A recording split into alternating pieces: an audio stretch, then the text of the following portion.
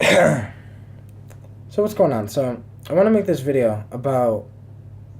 I guess let's talk about shamanism a little bit because I've been shamanism has been back on my radar because I was thinking to myself,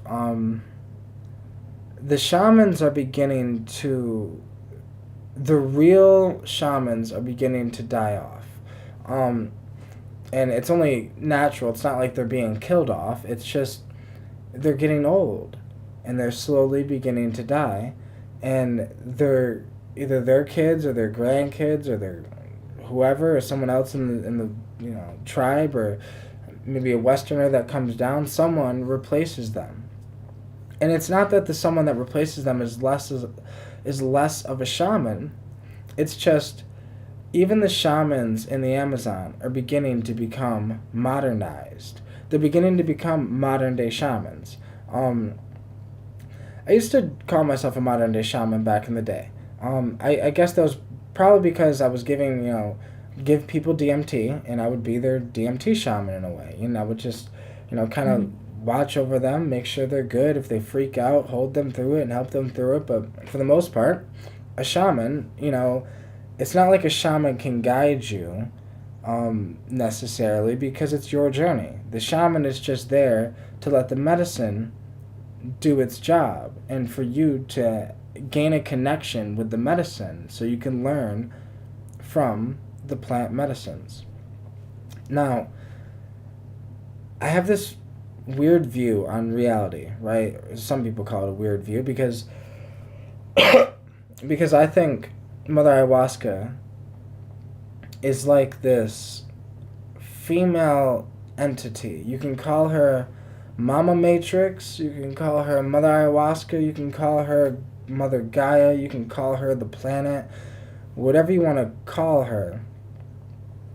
I think that she's here to help, here to teach, here to be a mother, here to be the mother of the human race. Uh, I think that one thing that I've kind of learned over time is that she's not here to be worshipped. Um, if anything, she wants you to worship yourself. Like the video I just made before this, it was about self love. And I get a lot of that from my DMT experiences, from the different entities I've met through DMT and the experience itself. What I get out of it a lot of times is that the love is within me, that it's all the potential energy is inside of me, and I choose what I want to do with it. Um, and it's like all the love and everything, it's all inside of me. Um, but shamanism is evolving, and it's almost like we can't stop it from happening. The only thing I feel like we can do is adapt it. Adapt it to the world around us. Just like anything else, right? We're adapting to technology. The shaman should start adapting to technology as well. I think that more shamans, I mean, I see shamans on YouTube, and a lot of people are recording footage and whatever, but a lot of the greatest shamans most likely are you're not going to find a video of them. You literally would probably have to go down to the Amazon. But with the internet, I've been able to research a lot of different shamans and how they do their thing, their different ikaros, their different songs, their different vibes, even almost kind of feel their different intentions based on, I don't know, based on what they say, their experience, the look in their eye, like I don't know, it's weird, but what I'm just what I'm trying to kind of do is decipher the differences and then try to combine it. So, the way that a lot of people get into psychedelics nowadays is spiritual. It's a lot more spiritual nowadays than it used to be. So, back when the 60s happened, excuse me, back when the 60s happened, so the first psychedelic revolution. The 60s caused the psychedelic outbreak, but it wasn't necessarily spiritual. Now, all psychedelic experiences will kind of bring the spiritual vibe to it, but LSD is not as spiritual as mushrooms, ayahuasca, DMT, mescaline. Um, I feel like even Hawaiian baby wood rose seeds is most likely more spiritual than LSD itself. I think that LSD can teach you about the self. Now, LSD can teach you how to love yourself. It can teach you to face yourself, to face your fears, to for me, it even helped me apply what DMT taught me. You know, LSD kind of helped me apply it to my life.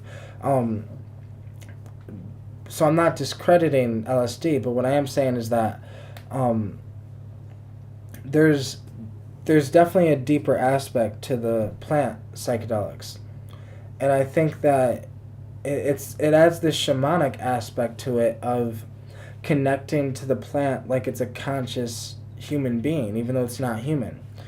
Even though the plants aren't human, like a lot of the shamans have the intention to gain a relationship with the plant, to gain a relationship and get to know it. And each different plant has a different personality, and each different plant has a different thing to say, and a different thing to show you, and a different thing to teach you. And this is just something I've come to realize as well. You know, I look at plants just like I look at animals in a way. I feel like each different animal has, you know, a different personality. And it's the same thing. Oh, excuse me. Pretty tired. But I think that shamanism is going to come to an evolution. It's just like science. Science is being forced into an evolution with theories like E8, theories, you know, quantum physics and quantum mechanics, and all that is kind of, you know, pushing the boundaries, mixing with chemistry. It's just everything. Science is hitting a severe evolution. I think shamanism is either going to hit this evolution or it's going to be stopped in its tracks. And I think that with the internet, there are so many modern day shamans, it's insane.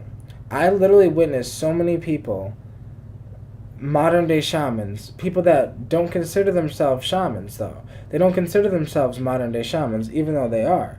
They wouldn't, it's not like they would ever say, I'm a shaman. But I think that the only reason a lot of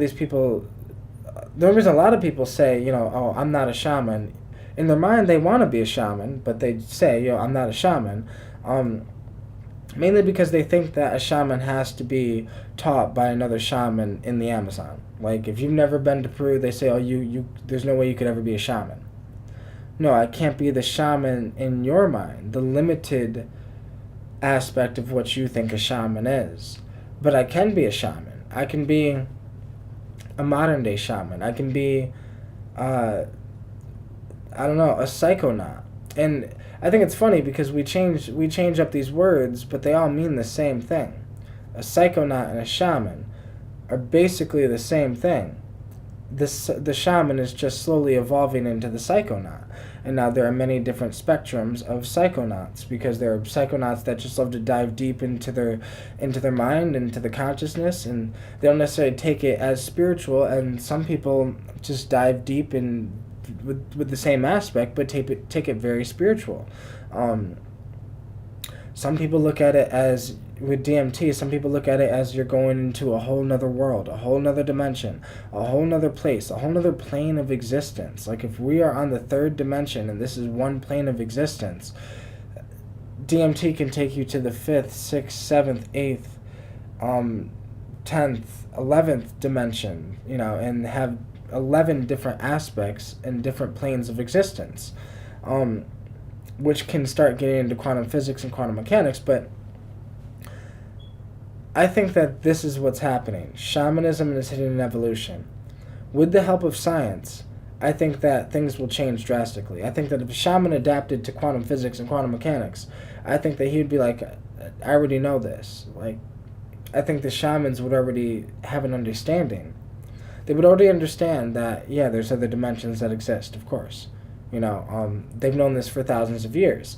Science is just having a hard time catching up because they don't have faith like we do. Faith is one thing that so many religions have right. What they have faith in might be wrong, but faith in general is very, very right. Where it's like, if you don't have faith in what you do, in what you believe, in yourself, in something higher than yourself, then it's like you're almost gonna be behind a little bit, right? Because the person that becomes successful is the person that has the most faith in themselves, in their dream, in their vision. The person that becomes the shaman is the one that has the most faith. Faith in the path, faith in the journey, faith that it will lead them to the right place. It's the same thing with many aspects of life, that faith is required in order to excel farther and faster. Because, like I said, science is a little behind, but it's because they had no faith. They could have said 100, 200 years ago, yeah, there are other dimensions. We have no evidence of this, but there are other dimensions. They don't, because science goes based off of evidence. They don't want to say anything unless there is evidence behind it. So now that there's evidence behind it with quantum physics and quantum mechanics proving other dimensions exist, now they openly admit, yeah, other dimensions exist. But the shamans have said this for thousands of years. It's the same thing with a lot of plants and molecules. While shamans will say ayahuasca can help with this, this, this, and this, or they could say this plant helps with this, this, this, and this, pharmaceutical companies and the modern medicine will sit there and say, no, that's just anecdotal evidence. It doesn't matter. We got to run research and tests on this first. Now, a lot of times, science turns out to be right. But then a lot of other times, they're completely wrong. A lot of times science tries to take out one molecule and tries to see if that molecule works. But it's like, they don't realize things work much better in synergy. That's why plants, Mother Nature has that down packed. Synergy. Working together. The synergy of two plants even together, or the synergy of two molecules, the synergy. Synergy is a beautiful, amazing thing. Plant synergy. But this is all like modern day shamanism in a way, right? Modern day shamanism is the fact that we can research plants online and we can order these plants to our front door and start using these plants. Start exploring our mind, start exploring our consciousness, start exploring the consciousness of these plants. And this is what's available to us today.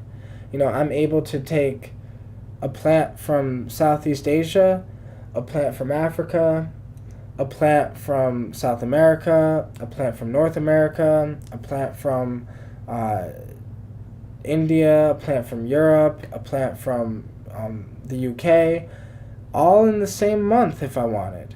You know what I mean? Like, this is what's available to us now. The shaman used to be tethered to the plants in their area. No more. And I feel like instead of us trying to hold on, right? It's one of those situations where you're not letting go. It's one of those situations where you're holding on for dear life. You're holding on to the past. You're holding on to what used to be instead of falling into what is. Which is, instead of trying to hold on to what the shaman used to be, why don't we look at the world around us and realize what is? What is evolution. The only thing that's guaranteed in life is change. The only thing. So, nothing will ever be the same, not even the shaman. But the one thing that could be the same is the shaman internally. It doesn't matter what you look like. It doesn't matter what race you are. It doesn't matter where you're from. It doesn't matter. You could be a shaman. It could be inside of you. It's based on your intent. Why you take the substances. Why do you take the plants? Why do you dive deep within your mind? Why? Your intention will define whether you're a shaman or not.